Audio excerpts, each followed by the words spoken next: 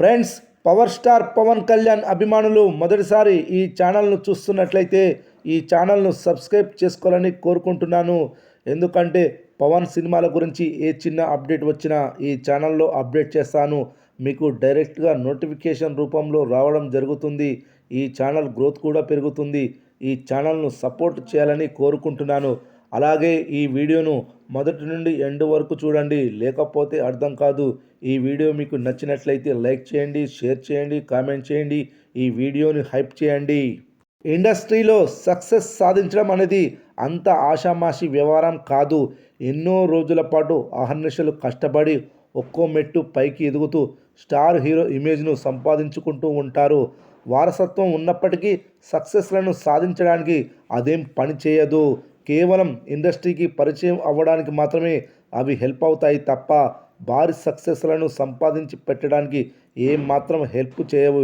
ఇక ఇలాంటి సందర్భంలోనే మెగాస్టార్ చిరంజీవి తమ్ముడుగా ఇండస్ట్రీకి ఎంట్రీ ఇచ్చిన పవర్ స్టార్ పవన్ కళ్యాణ్ సైతం విజయాలను అందుకొని తనకంటూ ఒక ఐడెంటిటీని క్రియేట్ చేసుకున్నాడు.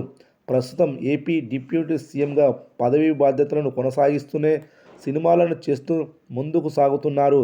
ఇక ఇలాంటి సందర్భంలో పవర్ స్టార్ పవన్ కళ్యాణ్ చేసిన సినిమాలని అతనికి మంచి ఇమేజ్ను సంపాదించి పెడుతున్నాయి.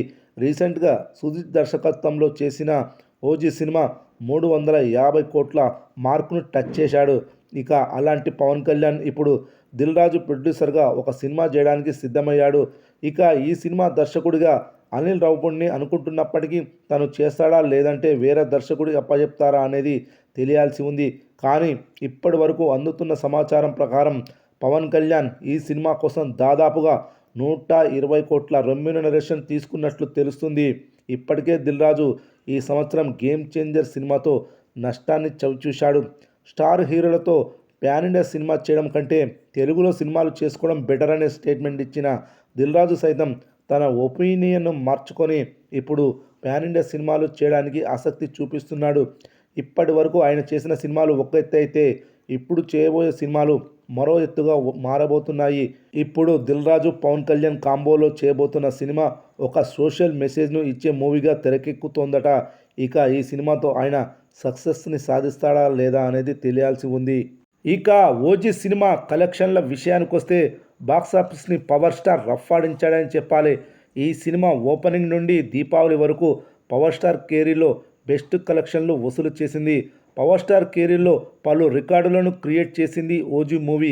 అత్యధిక ఓపెనింగ్ కలెక్షన్స్, అత్యధిక కలెక్షన్స్, మొదటి 100 కోట్ల షేర్ సినిమాగా, అదేవిధంగా 200 కోట్ల షేర్ సినిమాగా ఓజీ మూవీ నిలిచింది.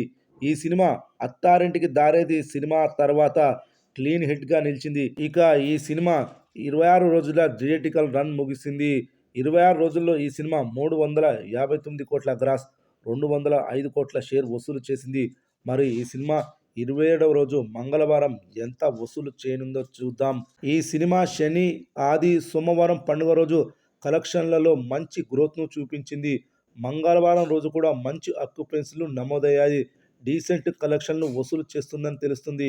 ఈ సినిమా మంగళవారం థియేట్రికల్ ఆక్యుపెన్సీ ఈ విధంగా నమోదైంది. Morning show 18%, matinee show 19%, first show 20%, second show కూడా 20% ఆక్యుపెన్సీలు నమోదయ్యాయి. ఈ ఆక్యుపెన్సీలను బట్టి చూస్తే 27వ రోజు మంగళవారం 2 తెలుగు రాష్ట్రాల్లో 20 లక్షల షేరు, 35 లక్షల గ్రాస్ వసూలు చేయనుందని తెలుస్తుంది. అదేవిధంగా Karnataka, rest of India, Tamil Nadu కలిపి 6 లక్షల షేర్, అదేవిధంగా ఓవర్సీస్లో ఈ సినిమా 8 లక్షల షేర్ వసూలు చేయనుందని తెలుస్తుంది.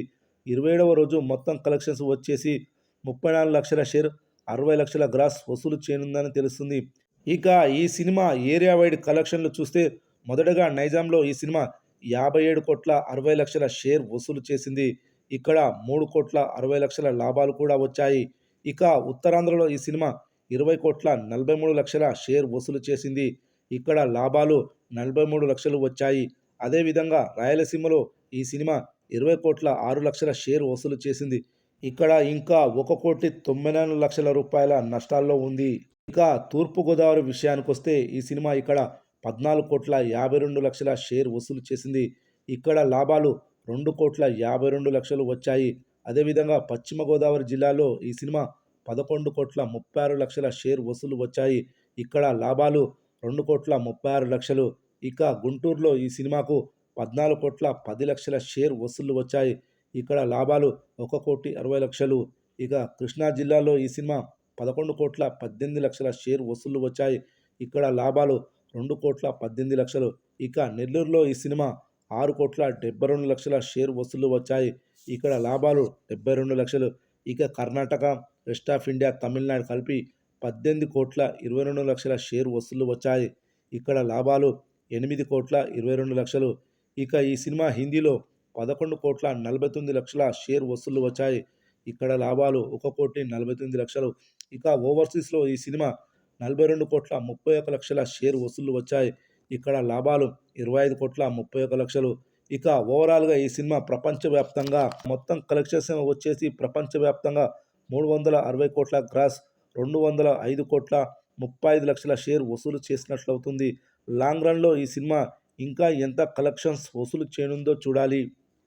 తెలుగు సినిమా ఇండస్ట్రీలో హిట్టు ఫ్లాపులతో సంబంధం లేకుండా గొప్ప క్రేజ్ను సంపాదించుకున్న వారిలో పవన్ కళ్యాణ్ మొదటి స్థానంలో ఉంటాడు. 10 సంవత్సరాల పాటు అతనికి ఒక్క సక్సెస్ లేకపోయినా కూడా తన ఫ్యాన్ ఫాలోయింగ్ పెరిగిందే తప్ప తగ్గలేదు. ఫ్లాపులతో కూడా ఫ్యాన్స్ని పెంచుకున్న నటుడు తనే కావడం విశేషం. ప్రస్తుతం ఆయన ఏపీ డిప్యూటీ సీఎంగా తన పదవి బాధ్యతలను కొనసాగిస్తున్నప్పటికీ అవకాశం దొరికిన ప్రతిసారి సినిమాలను చేస్తూ ప్రేక్షకుల్లో ఒక చెరగని ముద్ర వేయాలనే ప్రయత్నం చేస్తున్నాడు. రీసెంట్గా ఓజీ సినిమాతో ప్రేక్షకుల ముందుకు వచ్చిన ఆయన ఈ సినిమా సూపర్ సక్సెస్ అవడంతో మరోసారి తన క్రేజ్ను అమాంతం పెంచుకున్నాడు. పాన్ ఇండియాలో పవన్ కళ్యాణ్ సినిమా చేయలేడు అని చెప్పిన ప్రతి ఒక్కరికి షాక్ ఇస్తూ పాన్ ఇండియాలో పెను సంచలనాలను క్రియేట్ చేశాడు. ఇక ప్రస్తుతం హరీష్ శంకర్ దర్శకత్వంలో ఉస్తాద్ భగత్ సింగ్ సినిమా చేస్తున్నాడు. ఈ సినిమా షూటింగ్ కంప్లీట్ అయింది. ఇక తొందరలోనే రిలీజ్ చేయడానికి సన్నాహాలు చేస్తున్నారు. ఇక ఇప్పుడు పవన్ కళ్యాణ్ తన తదుపరి సినిమా విషయంలో కొంత జాగ్రత్తలు తీసుకుంటున్నాడు. ఇప్పటికే పలువురు దర్శకులు చెప్పిన కథలను విన్న పవన్ కళ్యాణ్ తక్కువ రోజుల్లో సినిమాలను చేసే దర్శకులకు తన డేట్స్ ఇవ్వాలని చూస్తున్నాడు.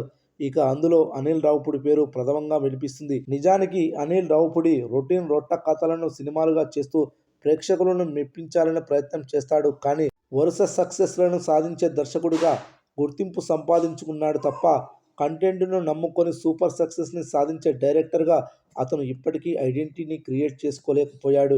ఇక ఇతనితో పాటు తమిళ స్టార్ డైరెక్టర్ అయిన లోకేష్ కనగరాజు పేరు కూడా ప్రథమంగా వినిపిస్తుంది. వీళ్ళిద్దరిలో పవన్ కళ్యాణ్తో సినిమా చేసే దర్శకుడు ఎవరు అనేది ఫైనల్ చేయాలని చూస్తున్నాడు. ఇక దీనికోసం త్రివిక్రమ్ రంగంలోకి దిగాడు. అనిల్ సినిమాలు కొంచెం రొటీన్గా ఉంటాయి. అందువల్ల అతన్ని పక్కన పెట్టి లోకేష్ కనగరాజుకి అవకాశం ఇవ్వాలని త్రివిక్రమ్ భావిస్తున్నాడట.